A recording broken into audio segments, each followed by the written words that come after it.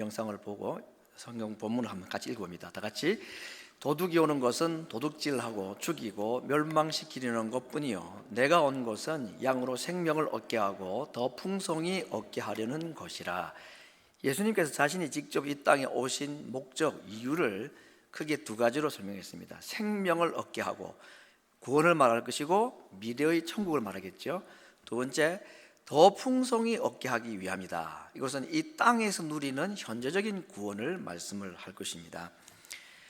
오늘 제가 두 사람의 이름을 좀 소개를 하고자 하는데 생소한 이름이라 제가 글을 아예 써놓았습니다. 보리스 콘벨트라는 사람입니다. 이 사람은 유대인으로서 소련 국적을 가지고 태어난 사람이었습니다. 유명한 의사였고, 그가 스탈린은 신이 아니라 평범한 인간일 뿐이다 라는 이 말 한마디 때문에 감옥에 갇힌 사람이었습니다. 공산정권 안에서 그런 일이 일어났었죠. 그런데 이가 의사이기 때문에 그 수용소에서 맡은 일이 뭐냐 하면 건강한 수감자들과 건강하지 못한 수감자들을 의학적으로 구분을 해서 건강하지 않은 사람들을 잘 돌보라고 수용소로부터 명령을 받은 게 아니고 어차피 노동력이 없는 그냥 있으나 마나하는 사람들에게는 특별한 의술을 행하지 말고 그냥 내버려 두어라 하는 명령을 받은 것입니다. 의사로서는 정말 할 수 없는 양심의 가책이었는데, 그러면서 이제 계속해서 수용소 쪽에서는 당신이 계속해서 건강한 사람들을 살려주고 또 몸이 병든 사람들을 계속 병을 고쳐주고 하고 그러면 돈도 많이 들고 약값도 많이 드는데 그러면 당신 우리 가만두지 않겠다, 이런, 그러니까 사실은 인간 감별사로 간 겁니다. 일할 사람과 일 못할 사람을 구분을 해내라고. 그래서 뭐 양심의 가책을 가지고 있던 차에 한 무리가 자기를 찾아와서 하는 말이, 보리스 박사님, 우리가 당신을 위해서 그동안 계속 기도하고 있었습니다 라는 얘기를 한 것입니다. 이들은 수용소에 끌려온 그리스도인들이었습니다. 그곳에 기도 결성체를 만들어서 그 수감자들 가운데서 힘든 사람들, 그런 분들을 위해서 계속해서 기도하는 무리들이 있었다는 것을 알고 깜짝 놀랐다는 것입니다. 유대인이기 때문에 아직 예수님을 알지 못하는 그에게 이 기독교인들이 예수님을 소개하고 놀랍게도 그 자리에서 예수님을 영접하는 일이 일어났습니다. 그리고 난 뒤에 어느 날 어느 한 젊은 청년을 만났는데 이 젊은 청년은 암에 걸려서 죽게 된 자였습니다. 그런데 수용소 쪽으로부터는 이 병든 자, 특별히 고침받지 못할 질병자들에게는 치료를 하지 말라고 권고를 받았는데 이 암 환자를 치료를 할 마음을 가지고 있으니까 이 청년이 보리스 박사에게 말한 겁니다. 박사님, 그냥 저 죽도록 내버려 두십시오. 저를 살렸다가는 박사님이 죽게 됩니다 라고 얘기했습니다. 그때에 이미 예수님을 영접한 이 보리스 박사가 그 청년 젊은에게 귓속말로 얘기했습니다. 나와 당신을 위해서 죽은 정말 우리에게 생명을 주신 분이 한 분 계시다. 내가 그분을 알게 되었다고. 그래서 내가 당신을 치료하고 혹시라도 내가 죽게 된다 할지라도 나는 그분의 사랑으로 새로운 생명을 얻은 자이기 때문에 나는 당신을 치료하지 않을 수가 없다고. 그래서 청년이 묻습니다. 도대체 그분이 누구입니까? 그분은 바로 예수 그리스도시라네. 그리고는 그날 암 수술을 하고 난 그날 밤에 보리스 박사는 의문의 죽음을 죽게 됩니다.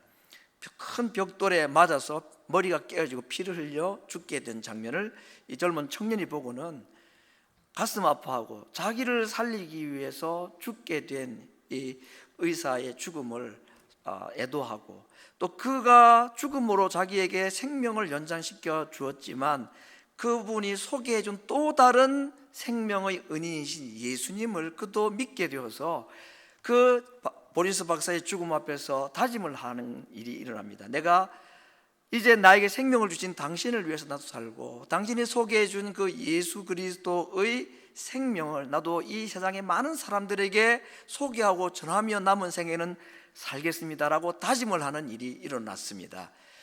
그 사람이 누구냐 하면 알렉산드 솔제니친이라는 사람입니다. 아마 이름 들어보신 분이 계시겠습니다만 이분이 2008년도에 돌아가서니까 최근의 사람이죠. 굉장히 유명한 사람이라고 합니다. 그가 수용소를 경험한 것을 그 책으로 썼는데, 이 사람은 자기 친구에게 스탈린은 콜소염의 사람이다 하는 약간의 그 의문스러운 표현을 썼다는 그 이유 때문에 감옥에 갇힌 사람이었습니다. 그리고는 그 감옥 안에서 많은 그 힘든 일들을 경험한 것을 나중에 그가 추록하고 난 후에 책으로 썼는데, 그것이 아마 여러분이 한번 좀 들어보았을 만한 이름, 수용소 열도라는, 수용소 군도라는 유명한 책이고, 이 책 때문에 사실은 공산 정권이 무너지는 계기가 되었다는 평가들이 있기도 한 것입니다.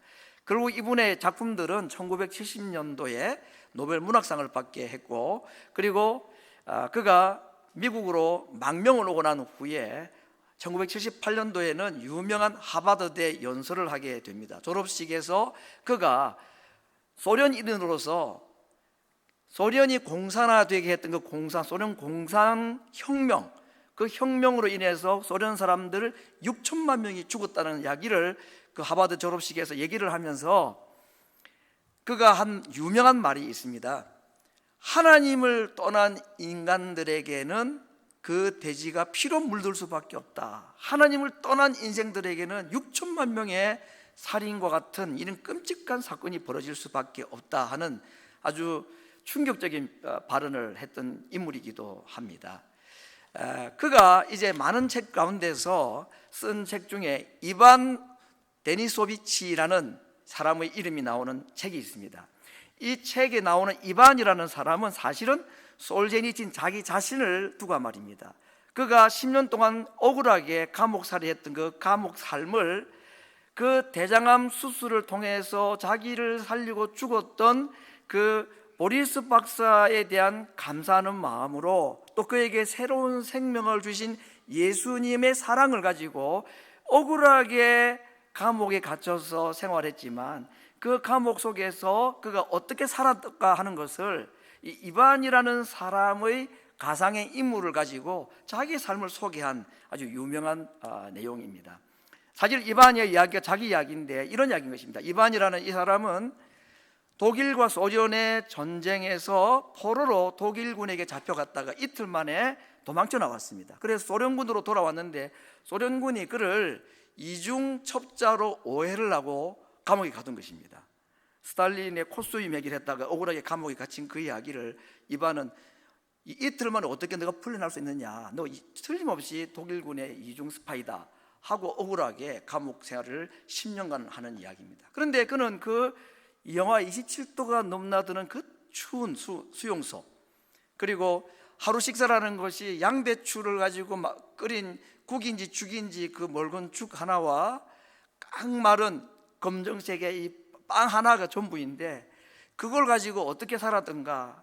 다른 사람들은 원망하고 불평하고 하나님을 원망하고 이웃을 원망하고 그렇게 살아가던 그 수용소 안에서 그는 따뜻한 국 한 그릇을 먹으면서 그렇게 만족해하고 행복해하고, 그리고 자기에게 있는 그 빵 한 조각도 부족한데 몸의 체온으로 그 빵을 다시 데워서 한 입 한 입 떼어서 병든 수감자들, 또 먹지 못하는 수감자들을 찾아가면서 입에 넣어주면서 그렇게 예수님의 사랑, 사실 자기를 대장암에서 고쳐주었던, 그리고 대신 죽었던 그 보리스 박사에 대한 사랑을, 그가 소개해 준 예수님의 사랑을 그 빵 한 조각을 나누면서 실천하는 이야기, 그리고 하루의 삶이 끝나고 난 뒤에 빈대와 벼룩이 득실거리는 그 담요 속으로 해맑은 얼굴로 행복한 마음으로 다시 잠자리에 드는 이런 이야기. 이러기를 10년 3653일 53일인 이유는 그 10년 동안에 윤년이 3번 끼었기 때문에 3650일에서 3일이 더해진 3653일을 하루같이, 그래서 책 제목이 이반 데니소비치의 하루, 10년간의 그 수용소의 자기의 경험을 그 이름으로 소개하면서 정말 오늘 예수님께서 말씀하신 그냥 병에서 고침받고 암 치료를 받고 연장된 생물학적인 삶을 살아간 것이 아니라 그 수용소에서 예수님으로부터 받은 그 생명의 풍성함을 누리고 살아있는 삶, 삶이라는 자체가 살았다는 말 아닙니까? 라이프라는 말 자체가 살아있다는 말인데 그냥 살아있는 것이 아니라 정말 살아있는 생명, 그리고 예수님의 말씀과 같은 그냥 삶이 아니라 풍성한 삶을 그 수용소에서 그가 살았다는 것을 책으로 소개한 내용인 것입니다. 여러분, 오늘 예수님께서 자신이 오신 목적을 우리에게 바로 이 삶을 살게 하기 위해 오셨다라고 지금 말씀을 하고 있습니다. 이 말씀을 다르게 말하면 예수님을 믿고 구원받은 사람이라 할지라도 풍성한 삶을 살지 못하는 자들이 있을 수 있다는 말 아니겠습니까?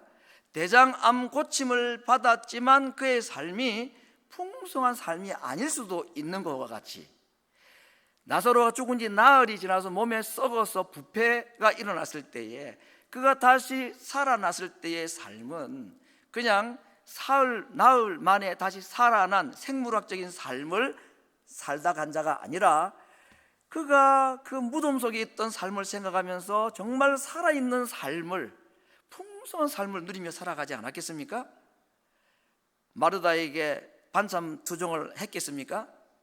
날씨가 덥다고 자기를 해코지 하는 사람들 때문에 불평하고 원망하며 삶을 살았겠습니까? 저는 그럴 수 있다고 생각합니다. 사람이니까.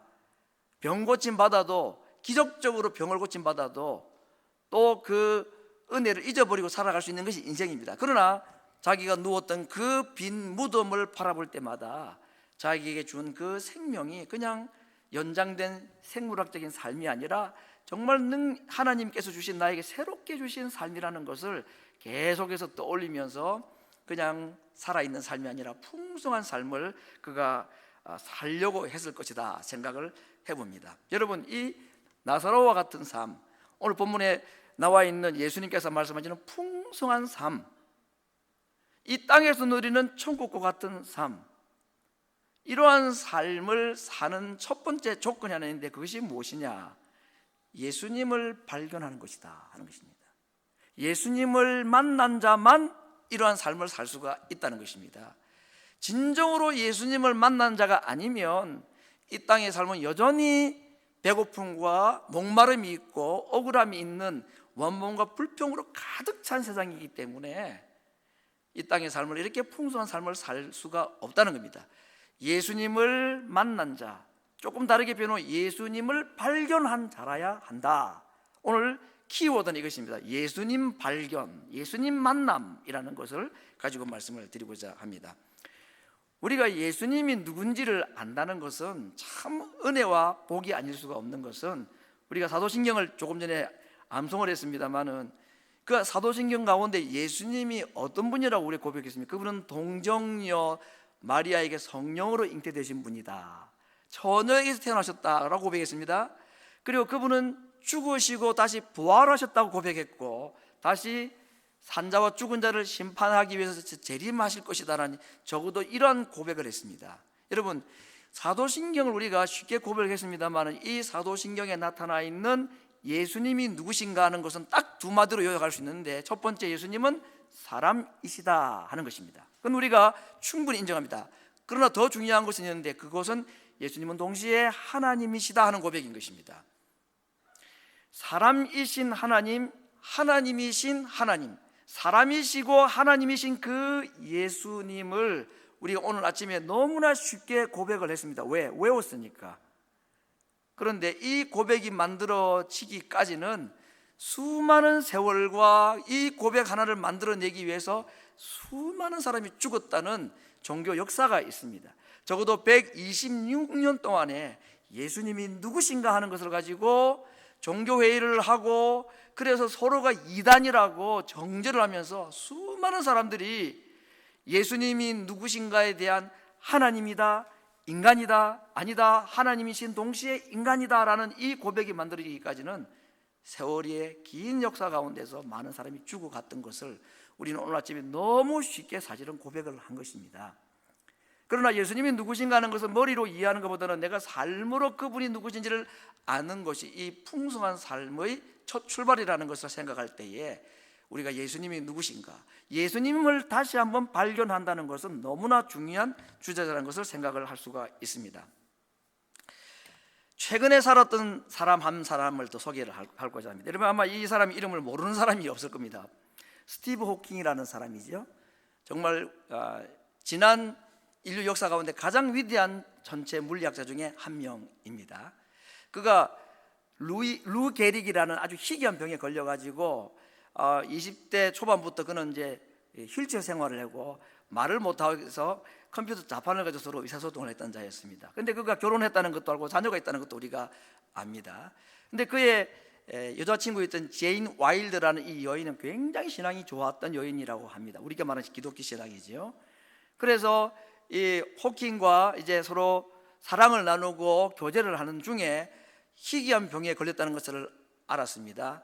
그리고 그 병은 보통 한 2년 만에 생명이 끊어지는 병이었기 때문에 이 제인 와일드는 남편 될 그 호킹의 과의 결혼을 서둘러 결혼했습니다. 그래서 여러분 인터넷에 이 두 사람의 사진을 보면 스티브 호킹 그때 이미 결혼식장에서 지팡이를 짚고 결혼식을 진행한 것이 나타나 있습니다.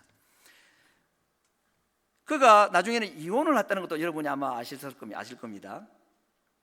그 신앙이 좋았고 남편을 진정으로 위했던 그가 왜 이혼했을까? 여러 가지 사유가 있겠습니다만 그 중에 큰 이유 중에 하나는 신앙 때문이었다는 것입니다. 그 남편에게 세계가 인정하는 최고의 천재 물리학자인 그에게 예수님을 아무리 얘기를 해도 예수님을 믿지 않더라는 것입니다. 여러분 그가 쓴 시간의 역사라는 이 책은 1000만 부가 넘게 팔린 아주 히트를 친 대작 아닙니까? 그가 뭐 빅뱅 이론이니 우리가 다 인정하지는 없지만 그런 이론에 블랙홀 이런 이론들이 다 그에게서 나온 이야기들입니다. 그 전체를 인류 역사 가운데 가장 많이 깨달았다는 그 사람, 하나님께서 만드신 이 우주를 이 사람만큼 많이 깨달은 사람이 없었는데 그가 그 우주를 만드신 하나님을 만나지를 못했습니다. 아내가 아무리 이야기를 하여도 예수님을 그가 받아들이지 않았던 것입니다. 그 똑똑한 사람이 예수님 몰랐고 예수님 안 만났습니다. 그러니 우리가 예수님 믿는다는 게 얼마나 힘든 일인지 아시겠습니까? 예수님을 만난다는 게 얼마나 큰 복인지 아시겠습니까? 뉴욕타임즈가 지난 1000년 역사 가운데 인류에게 가장 큰 영향력을 끼쳤던 세 사람을 선정을 한 적이 있었습니다. 첫 번째는 누구냐면 바로 아인슈타인입니다. 우주의 원리를 인생에게 처음으로 공개했던 사람이라고 할 수 있겠죠. 두 번째는 인간 내면의 가장 깊은 심리까지 파헤쳤다는 프로이드. 저는 그 사람의 이론을 따르지는 않습니다만 또 한 사람이 누구냐? 지구의 절반을 붉은색으로 물들였던 공산주의의 창시자인 칼 막스. 이 세 사람을 뉴욕타임즈가 인류에게 가장 큰 영향을 끼쳤던 1000년의 새 인물로 꼽았다고 합니다. 그런데 이 세 사람의 공통점이 있습니다. 세 가지로 볼 수 있는데 첫 번째는 이 세 사람이 다 유대인이다 하는 겁니다. 두 번째는 유대인이면 아브라함의 후손인데 이 세 사람은 다 하나님을 인정하지 않았다는 겁니다. 하나님 없다라고 말했던 사람들입니다. 세 번째는 뭘까요? 다 남자들이라는 겁니다. 그 남자가 예수님 믿는다는 게 참 어려운 모양입니다. 그래서 오늘 오신 우리 남자 성도님들은 오늘 내가 이 자리에 앉아 있는 거 하나만으로도 충분히 감사하실 만한 이유가 있다고 생각합니다. 예수님을 발견한다, 예수님을 만난다. 이것이 예수님께서 말씀하신 이 풍성한 삶, 죽고 난 뒤에 천국에 가는 것은 그건 뭐 말할 것도 없지만 이 땅에서도 수용소와 같은 감옥과 같은 삶, 목마름과 배고픔과 고통이 있는 이 땅에서도 하루하루의 삶이 감사와 감격과 희열이 넘치는 예수님이 말씀하시는 풍성한 삶을 살기 위해서는 그 예수님을 만나야 된다. 그 예수님을 만나지 못한 자에게는 오늘 여기서 말씀하는 이런 풍성한 삶이라는 건 절대 불가능하다라고 성경은 말씀하고 있습니다. 그 얘기를 가장 강력하게 했던 사람 중에 한 사람이 솔로몬이지요. 바람을 잡았던 것밖에 없었다라고 말했던 사람이었습니다. 그런데 이 예수님을 만난다는 게 쉬운 일이 아니다는 거 아닙니까? 앞에 말씀했던 몇 사람들을 보면요, 아브라함의 후손도 예수님 하나님 못 만나고 다 그냥 이 세상에 이슬로 사라진 자들이었습니다. 이 예수님을 만나는 것은 예수님께서 우리에게 만나 주셔야만이 가능합니다. 내가 예수님을 만나고자 해서 만났다기보다는 예수님께서 나를 만나 주셨기 때문에 내가 예수님을 만난 것입니다. 그래서 우리에게는 첫 번째 주어진 약속이 있습니다. 무엇일까요? 생명, 천국에 대한 약속이 우리에게 주어져 있습니다. 이 땅의 삶 8, 90 인생이 끝나고 나면 그 다음에 인생이 끝이 아니라 천국과 지옥 딱 둘로 나누어지게 되는데, 우리가 천국에 갈 생명을 소유한 자다 하는 이것이 첫 번째 예수님 만나에게 주신 복입니다. 그렇게 만나기 어렵다는 예수님, 그 세계 최고의 천재들도 하늘을 연구하고 우주를 연구했던 자도 그 우주를 만드신 하나님을 만나지 못하고 말았다는데, 어떻게 하다가 우리에게 이렇게 예수님이 쉽게 믿어졌는지, 왜 그런지 아십니까? 우리를 먼저 택하셨기 때문입니다. 그리고 그 예수님을 믿는 자에게 또 한 가지 주는 생명의 약속이 무엇이냐면, 이 땅의 삶을 풍성한 삶, 그 솔제니친이 살았던 그 이반이라는 사람으로 살았던 그 수용소 10년의 삶이 하루하루가 감사와 기쁨과 남을 도와주는 사랑으로 살았던 그와 같은 삶, 이게 풍성한 삶인데, 이 삶 역시도 예수님을 만난 자에게 주어진 두 번째 약속이라는 것이고, 주님은 우리에게 이 두 번째 삶을 살기를 원하셨다고 말씀을 하고 있는 것입니다. 어떻게 하면 이 두 번째 풍성한 삶을 살 수가 있을 것인가? 오늘 이야기를 결론적으로 말씀을 드리고자 합니다. 제가 조금 전에 소개했던 이반 데니소비치라는 이 사람, 사실은 솔제니친 자기의 삶이었죠. 이 사람의 10년간 수용소의 삶이라는 것이 정말 풍성한 삶이라는 걸 우리가 대충 알았습니다. 그 이유는 대장암 고침받았고 자기를 대신해서 죽었던 그 보리스 박사 때문에, 그리고 그분이 소개해줬던 예수님 만났기 때문에 그랬다 그랬습니다. 그런데 이와 비슷한 억울한 감옥살이를 한 사람의 이야기가, 또 이것도 실제 이야기입니다. 약간의 각색이 있었겠지만 우리에게는 아마 유명한 그 영화도 있고 책으로 나왔죠. 빠삐용이라는 사람입니다. 이 본명이 아니고 이 사람의 별명인데, 이 빠삐용 역시도 억울하게 감옥살이를 한 것입니다. 자기가 억울하게 살인자로 누명을 쓰게 되어서 종신형을 받고 감옥에 갇혀 있는데, 이 사람은 이반과는 다르게 어떻게 하면 이 감옥을 탈출할까, 하루도 빠짐없이 이 감옥을 벗어날 궁리만 하고 원망하고 불평하고 다른 죄수들과 자기는 다르다고 그렇게만 생각하며 살았던 자였습니다. 그가 어느 날 그것도 하나님을 믿었는지, 천주교 신앙으로 하나님 믿었는지 모르지만 감옥 속에서 억울함을 이기지 못해서, 분노를 사귀지를 못해서 화를 내고 있으면서 하나님께 항의해. 하나님, 왜 제가 여기 살아야 합니까? 왜 이렇게 억울한 일을 제가 당해야 합니까? 여러분 그러지 않습니까? 내가 안 한 일을 했다 해도 그것만 해도 기분 나쁘고, 교통사고 접촉사고 나가지고 영어 잘 안 되는다고 해가지고 미국 사람이 와가지고 막 좀 강하게 얘기해서 내가 좀 손해보는 것도 얼마나 억울합니까 그거. 그런데 살인마로 감옥에 갇혔다는, 이게 우리가 생각할 때 그럴 수도 있지, 그럴 수 있는 거 아니죠. 얼마나 억울한 일이겠습니까? 이 소설이 아니라 실제라 그렇다 그러면은. 그래서 하나님께 막 항의를 하고 원망을 하고 그랬더니 하나님께서 나타났다는 거예요. 소설 속에 나오는 얘기입니다. 아마 실제로 그랬던 것 같기도 하고, 하나님께서 야, 너 죄를 모른단 말이냐. 하나님, 제가 무슨 죄가 있습니까? 하나님 잘 알지 않습니까? 제가 그 사람 죽였습니까? 아니죠. 저 너무나 억울합니다. 저 죄 없습니다. 너 정말 죄가 없느냐? 죄 없다니까 하나님마저도 오해하시면 어떡합니까? 그렇게 할 때 너가 용서받지 못할 큰 죄가 하나 있다 그랬습니다. 그건 뭘까요? 그것은, 이게 소설 속에 나오는 이야기이기 때문에 굉장히 유명한 문구입니다. 내가 너에게 준 인생을 낭비한 죄다라는 것입니다. 이게 이제 그 문학적으로 얘기를 한 거죠. 너 여기서 억울하게 안 죽인 살인자로, 너가 죽이지 않은 살인자로 오해받아가지고 죽어가는 것 때문에 얼마나 고통하고 억울하고, 그러면서 한평생 살다 갈래? 원망하고 불평하고 짜증내고 분노하고 복수심으로만 한평생 살아온 그 죄가 큰 죄다, 그렇게 말했다는 겁니다. 그 소설 속에서는. 오늘 이 예수님께서 하신 말씀, 우리에게 생명뿐 아니라 이 땅의 삶을 풍성케 하기 위해서 예수님이 오셨는데, 우리는 어떤 이유에서든지 이 땅의 삶을 풍성하게 누리지를 못하고 살아갑니다. 대신에 원망, 불평, 절망, 낙심, 시기, 질투, 다툼으로 살아갑니다. 이유가 있긴 하겠지요. 이유가 없을 리는 없습니다. 그럼에도 불구하고 아무리 내가 누명을 쓰고 억울하게 종살이를 하고 감옥살이를 한다 할지라도 그것 때문에 인생을 낭비하는 것은 안 된다 하는 것이 그 소설의 이야기이고, 오늘 예수님께서도 우리의 삶이 그렇게 목마름과 배고픔이 있고 억울함이 있는 삶이지만 그럼에도 불구하고 이 땅의 삶을 풍성한 삶을 누리며 살아야 된다라고 말씀을 하시는 것입니다. 또 그것이 가능하다고 말씀을 하셨다는 것을 우리가 한번 생각을 해보는 것입니다. 우리는 아마 오늘 이렇게 하나님께 빠비용처럼 항의할 수 있을 것입니다. 하나님, 제가 뭘 그렇게 잘못 살았길래 제 인생이 이렇게 고달프고 힘들어야 합니까? 제가 뭐 그렇게 잘못 살았습니까? 뭘 잘못했습니까? 라고 말할 수 있을지 모르겠습니다. 하나님, 뭐 항상 기뻐하고 쉬지 말고 기도하고 범사에 감사하라고요?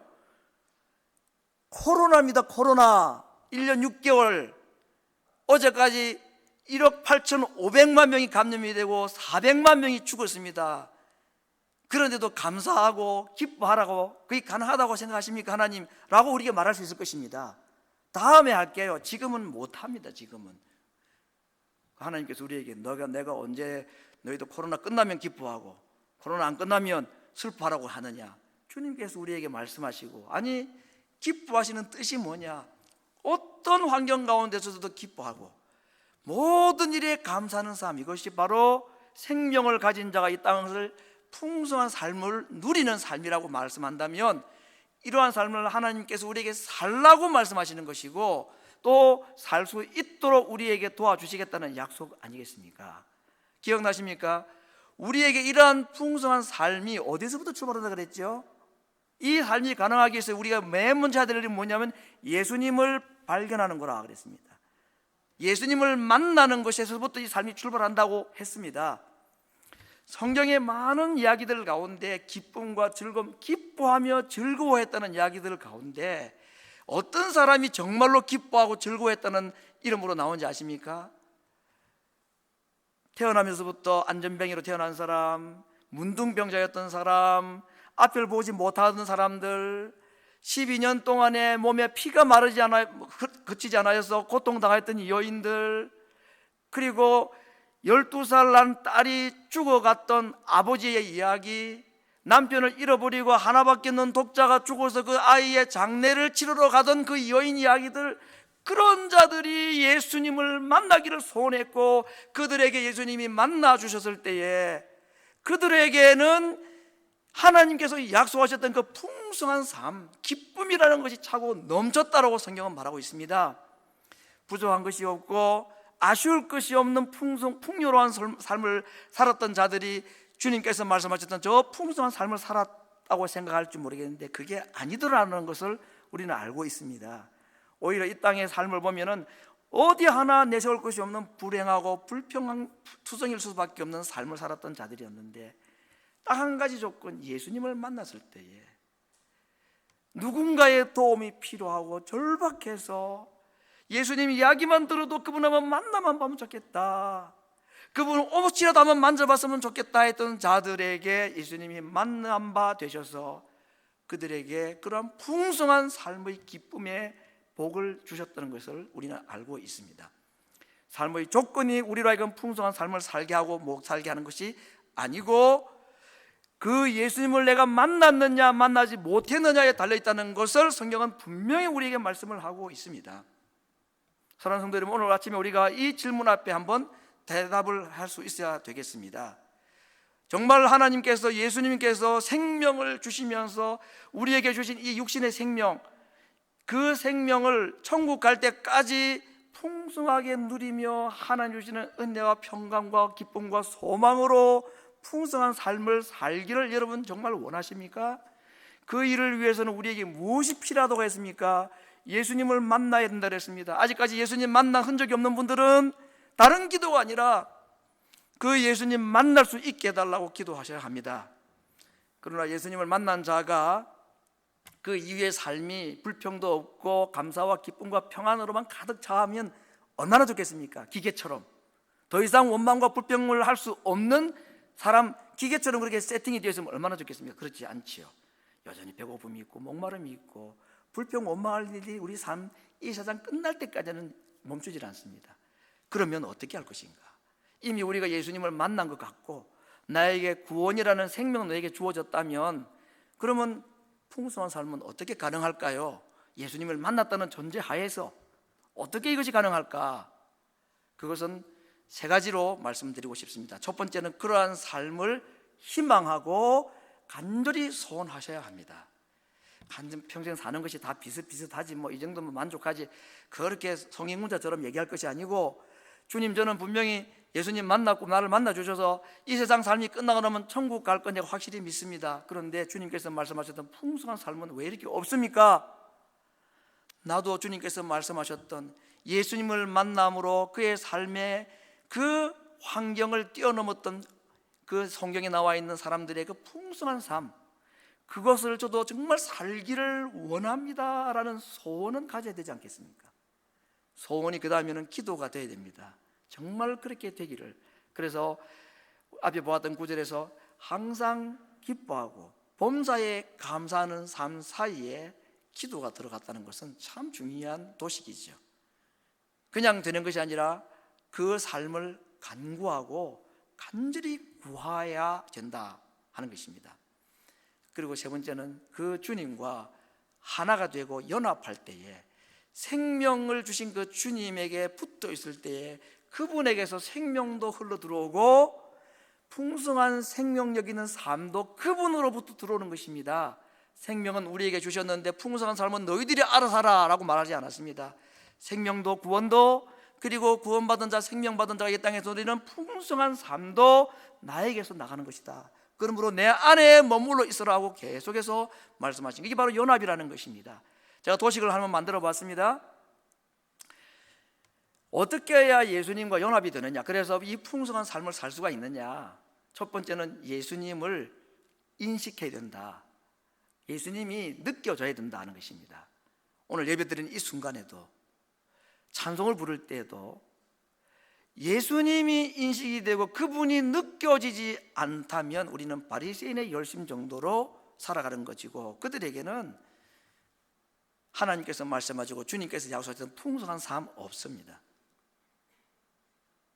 종교적인 열심이 없어서가 아니라 주님을 느끼지 못하기 때문입니다.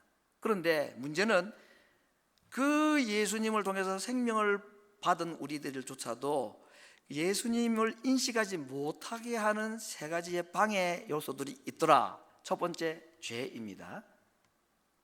죄는 어떻게 해야 될까요? 자백해야 됩니다. 한 주간의 삶을 돌아보면서 매일 삶을 보면서 목욕한 자도 발을 씻듯이, 하나님 오늘 제가 이러한 잘못을 범한 것 같습니다. 이것이 내 구원을 무효화시키지는 못하겠지만 주님이 느껴지지 않도록 하는 심각한 장애물이 되니 제 죄를 주님 앞에 자백합니다. 씻어 주십시오.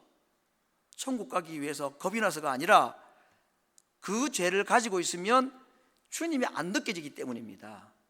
구원받은 자에게 죄는 천국에 가지 못하게 하는 효력은 절대 없습니다. 그리스도 안에 있는 자에게는 절대로 정죄함이 없다고 말했기 때문입니다. 그럼에도 불구하고 주님이 안 느껴집니다. 주님이 안 느껴지면 주님 의지 못하고 연합 못합니다. 그러면 풍성한 삶이 없다는 거죠. 상처, 상한 감정, 우리 감정이 상할 때가 많죠. 어떨 때는 막 화가 나고 짜증나고 불평하고 원망이 나오기도 하고 믿기도 하고 복수심이 차오르기도 합니다. 괜히 이유 없이 우울하고 슬프고 그런 거 있죠. 근데 그거 역시도 죄만큼이나 무서운 것은 그거 있으면 주님이 안 느껴지는 것이죠. 근데 감사하게도 사탄은 이런 죄와 상처와 상한 감정들을 주님 인식 못하게, 그래서 주님으로부터 오는 풍성한 삶을 경험하지 못하게 하는 도구로 사용하는데, 누구는? 성령님은 저것을 오히려 주님을 더 잘 느끼게 하는 도구로 사용하십니다. 죄가 더한 곳에 은혜가 더 넘치게 하시고 마음이 상한 자를 주님이 더 가까이 해 주신다고 약속했기 때문입니다.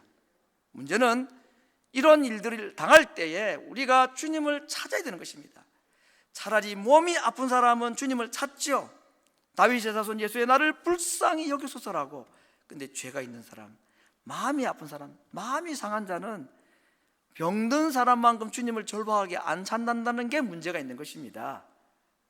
죽을 병을 걸린 사람이 예수님이 아니면 안 되듯이 주님을 찾듯이 죄와 상처와 마음에 상한 감정이 있을 때에도 이것 두고는 내가 주님 인식 못하고 주님 느껴지지 않고 그러면 풍성한 삶은 없습니다 라고 하는 것 때문에 절박하게 주님을 찾으셔야 합니다. 그때 하나님은 우리를 만나 주십니다. 더 가까이 해주시는 것입니다. 죄와 상처와 상한 감정을 하나님 앞에 내어놓고 처리해달라고 기도할 때에 주님은 가까이 오셔서 우리에게 만나 주십니다. 그럴 때 그분을 의지하게 됩니다. 여러분, 주님을 의지한다는 거, 이게 얼마나 큰 복인지 아십니까? 주님을 의지하는 자는 세상에 두려울 곳이 전혀 없습니다. 도무지 불가능한 일들이 내 앞에 있다 할지라도 그 주님을 의지하는 마음과 그 주님을 의지하는 믿음이 딱 생기고 나면요, 하나도 두렵지가 않던 거 경험하셨지요. 그것이 주님을 의지할 때 주어지는 연합의 결과입니다. 그 주님을 의지하고 주님이 딱 하나가 되고 나면 우리에게 생명력이 들어오기 시작합니다. 그 생명력은 기쁨과 감사와 소망과 평안, 이런 것들이라고 할 수가 있을 것입니다. 오늘 요한복음 10장 10절 말씀 다시 한번 읽고 제가 말씀의 정리를 하고자 합니다.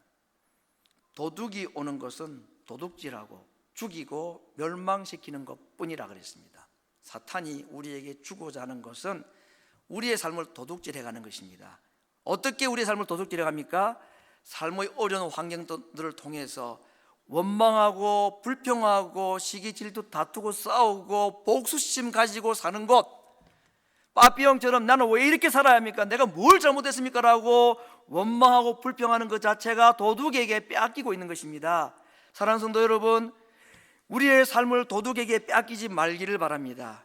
원망과 불평과 짜증과 절망으로 우리의 삶을 도둑질 당하지 않아야 합니다.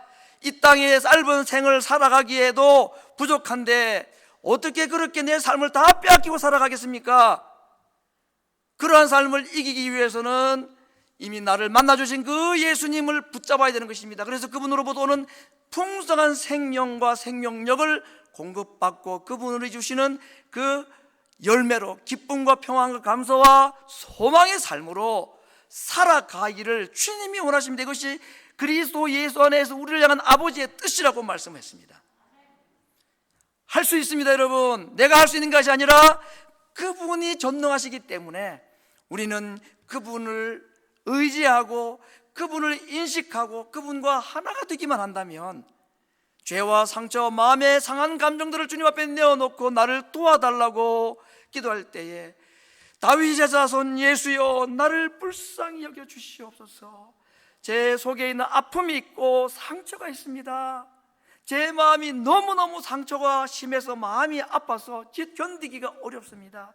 그래서 원망과 불평밖에 나오지 않는데 다윗의 자손 예수여, 나를 불쌍히 여겨 주시옵소서 라고 그분을 찾을 때에 그분은 자그마한 신음소리에도 귀를 기울이시지 못 들은 체하고 지나가시는 분이 절대 아닙니다. 그러므로 죄와 상처와 상한 감정은 주님을 만나기에 우리에게 가장 좋은 때입니다. 그 주님을 만날 때에 그분으로부터는 풍성한 생명력이 우리에게 공급되어질 것입니다. 절대로 속지 마십시오. 절대로 내 삶을 도둑질 당하지 마시기를 바랍니다.